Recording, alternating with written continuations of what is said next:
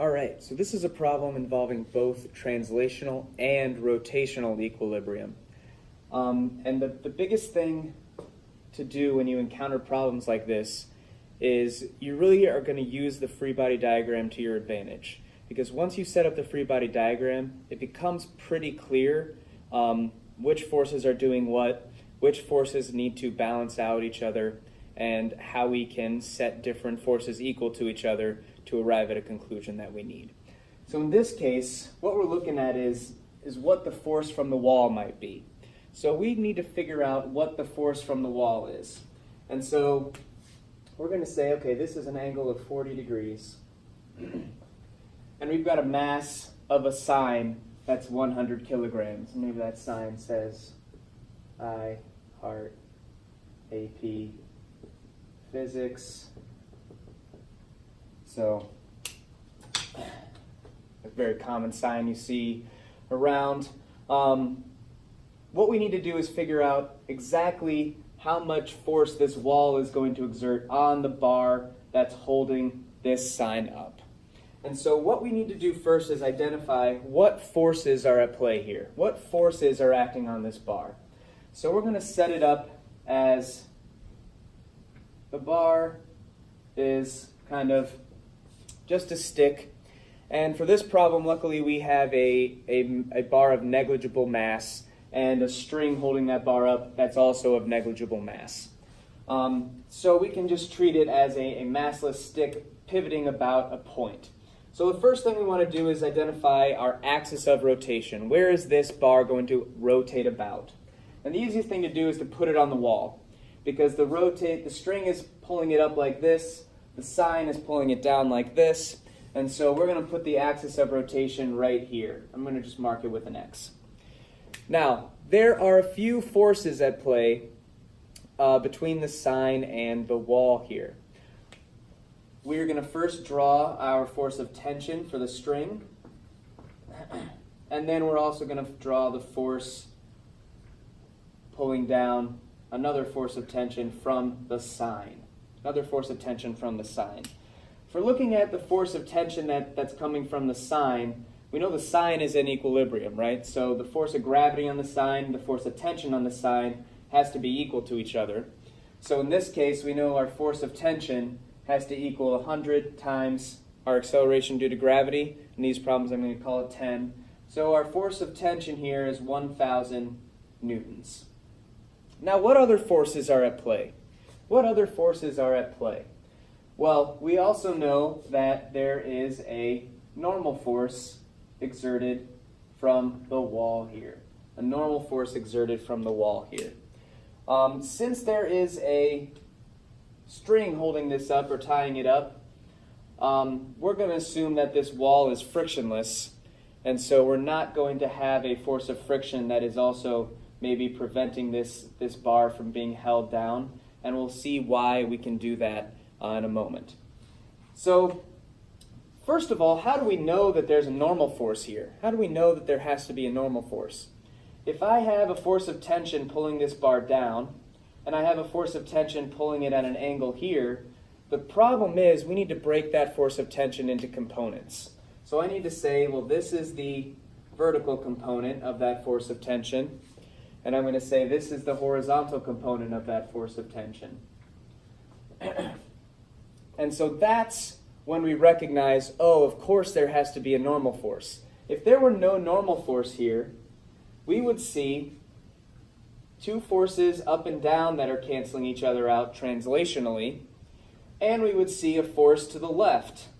If there was no force to the right to cancel that force out, we would have this bar accelerating to the left through the wall, and that's just not what happens when you hang a sign up. Hopefully. I don't know how many carpenters there are out there, but they would likely confirm that is not happening when you're hanging up a sign. So we've got FTY and FTX. So how can we find these values? Well, we know that this angle is 40 degrees. So this angle becomes 50 degrees. I didn't draw that to scale very well. But we know that then Ftx is sine of 50 times Ft. And we know that Fty is cosine of 50 times Ft.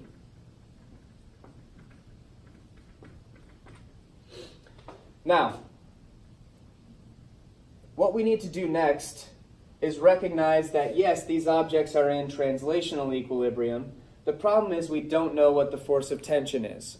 So let's write another set of equations that helps us discover that it is in rotational, or helps us identify how it is in rotational equilibrium. And if something is in rotational equilibrium, that means that its net torque, the sum of all its torques, is equal to 0. So that means the torque that is acting on this object all cancel each other out, essentially. The nice thing about this normal force from the wall is that it's acting on its axis of rotation. It's not supplying any torque whatsoever. So we can say, well, the only two torques are going to be coming from this tension and this tension from the sine. And we calculate our torque by doing force times radius. Force times radius. Now, this R value is different for each one because that R value is not just the radius. Don't think of it as like the distance between the middle and the end of a circle. It's the distance from the middle to where the force is applied. And by middle, I mean the axis of rotation and where the force is applied. So we know that the sum of all our torques, 0, is equal to our force of tension. Now, the other component of torque that we want to make sure that we recognize is that we only consider the perpendicular component when we're calculating torque. So we say, okay, our force of tension in the y direction is the force that is perpendicular to this surface, to this massless rod here. So we're going to say Fty, which I know is Ft cosine 50, times my R value. And one of the things that it tells us in the problem is that it's 1.5 meters away from the axis of rotation. So we're going to multiply that by 1.5 meters. All right? Now, that's the force that's pulling it up. The force that's pulling it, sorry, I shouldn't say up, I should say it's pulling it counterclockwise. There's also a force pulling it clockwise, and that is the force of tension opposing that rotation. So we're going to say that that's a negative rotation. You can set it, it's an arbitrary distinction, but we're going to say that's the negative value. So we're going to subtract 1,000 newtons. And where is that force acting? Well, in the problem, I neglected to write it here, but it tells us that this point here is at 1 meter. 1 meter away from the wall. So now we know that that's times 1 meter. So I'm going to rearrange this. I'm going to move this whole thing. I'm going to add it to this side. It's going to become 1,000 newtons times 1 meter equals Ft cosine 50 times 1.5 meters. So that's actually pretty nice for us because now all I have is one variable and I can figure out what the force of tension in this rope is. So let's go ahead and do that now. I'm going to take 1,000. I'm going to divide by 1.5. And then I'm going to divide by cosine of 50, making sure that I am in degree mode when I do so. Divided by cosine 50. And I get 1,037 newtons. 1,037 newtons. So, my force of tension is 1,037 newtons. But the problem is asking for the normal force coming out of the wall. So I can't just leave it as my force of tension here. I need to now recognize that my force of tension in the x direction is equal to my normal force here. So I'm going to say, okay, Ftx is equal to, right here, sine of 50 times ft. Where I know that ft is 1037. So I'm going to take that value, I'm going to multiply it times sine of 50, and I get 794.5 newtons. So that is not only my x component, but it is also my normal force, because I know that those two components have to, in fact, cancel each other out, because this object is not rotating, does not have a rotational acceleration, and it does not have a translational acceleration back and forth.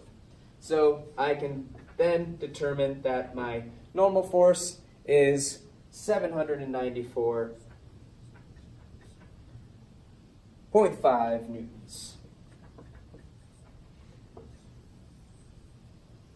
Hopefully that was a helpful hint in solving problems involving rotational equilibrium.